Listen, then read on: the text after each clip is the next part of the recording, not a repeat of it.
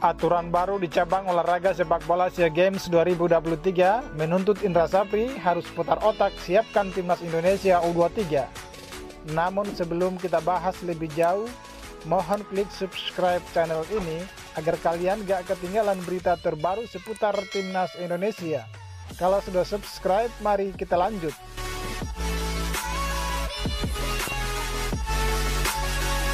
Langkah pelatih sementara tim nasional SEA Games 2023 tampaknya akan sulit. Sebab ada aturan baru yang membuat Indra Safri harus memutar otak untuk mempersiapkan pasukannya dalam turnamen yang digelar di Kamboja tersebut. Berdasarkan laporan dari Soha VN, Kamboja sebagai tuan rumah SEA Games 2023 edisi ke-32 telah mengubah aturan untuk cabang olahraga sepak bola putra soal pembatasan usia pemain, di mana setiap negara peserta hanya diperbolehkan mendaftarkan pemain berusia 22 tahun yang lahir pada tanggal 1 Januari 2001 dan setelahnya. Selain itu, semua peserta juga hanya bisa menggunakan 2 pemain senior yang berusia di atas 22 tahun. Tentunya aturan ini membuat Indra Safri harus berpikir keras untuk memilih pemain yang sesuai dengan kriteria aturan tersebut.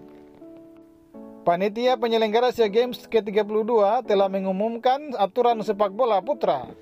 Oleh karena itu, tim akan menggunakan pemain U22 yang lahir pada tanggal 1 Januari 2001 atau setelahnya, tulis pernyataan Soha VN pada hari Minggu 5 Februari 2023. Juga menurut negara tuan rumah Kamboja, setiap tim hanya dapat menambah 2 pemain lagi yang berusia di atas 22 tahun, bukan 3 pemain seperti pada turnamen sebelumnya, tambah pernyataan itu. Sebagaimana diketahui bahwa pada edisi sebelumnya, yakni SEA Games 2021 pada edisi ke-31 di Vietnam, cabang olahraga sepak bola putra menerapkan usia di bawah 23 tahun, bisa didaftarkan dan diperbolehkan memakai 3 pemain senior di atas 23 tahun. Meskipun aturan U22 plus 2 pemain senior pada edisi tahun ini pernah diterapkan pada edisi 2019 yang berlangsung di Manila, Filipina. Beruntungnya Indra Safri sebagai pelatih timnas Indonesia U23 saat itu berhasil meraih medali perak SEA Games 2019. Hasil itu setelah skuad Garuda kalah dari Vietnam dengan skor telak 0-3 di partai final. Kini Indra Safri kembali menangani timnas Indonesia U23 di SEA Games 2023 menggantikan Sintayong. Sebab Sintayong difokuskan untuk mengasuh timnas Indonesia U20 jelang Piala Asia dan Piala Dunia U20 2023.